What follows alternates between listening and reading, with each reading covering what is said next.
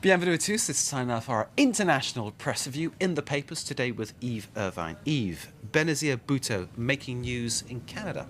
Absolutely. Well, it's an article that points out, she's been getting such great press in life in the press, and even more in death. She's been treated in maybe even a more saintly manner. And the National Post in Canada points out that she's actually really also hated, especially at home. She says, okay, in the Sindh province, she's largely respected. It's her ancestral home. Her family is seen almost more like a monarchy than anything else. In the Punjab province, she's largely respected for her great charisma. But they say tens of millions of Pakistanis regard her as corrupt. And this hasn't changed since she died. They also didn't like how chummy she was getting with the US and her Western lifestyle when she was outside of Pakistan.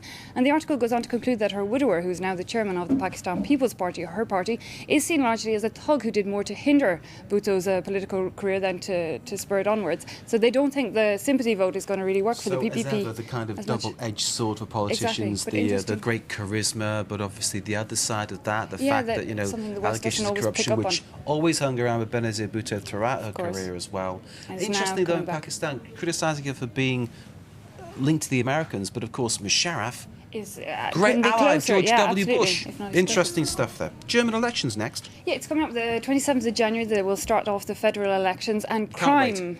I knew this would excite you, Mark.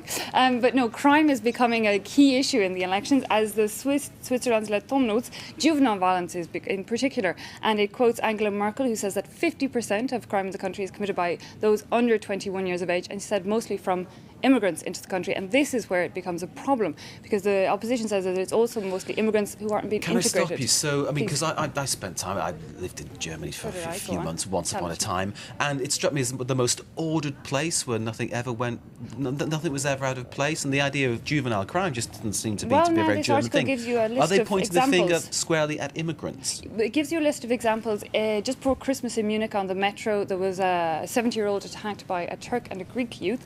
Last Sunday, they say that there was people also attacked on the underground by Iraqi and Palestinian youths. So they are more and more turning to this, which of course is creating some kind of xenophobia trend in perhaps some of the press.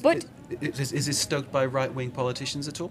This you'd have to look into it further, but to come back maybe on the xenophobic trend, Die Welt has a 40-question questionnaire, if you like, asking you how well do you know Islam, because mostly fear comes from the unknown. So let's give you one question. Where do Muslims go on pilgrimage, Mark?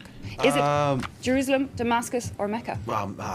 Mecca. Of course. Well, I give you an easier one, but there are 39 other questions, including who is the chairman of the Central Council of Muslims in Germany? And I have to admit, I couldn't answer that one either. Okay, well, we'll find that one out if we get Die Welt. No problem at all. So Irish health next, obviously dear to your heart as a native of Ireland. And it's something that makes my blood boil, I have to say. This headline says fast track for private patients in cancer care, and it's basically a new survey carried out by the Irish College of General Practitioners and the Irish Cancer Society, who say that if you can pay for it, wealth is health in Ireland. If you can pay for private healthcare, you'll get seen much quicker. And they give this example of one woman, she's not alone, who waited 7 months to get tested for bowel cancer.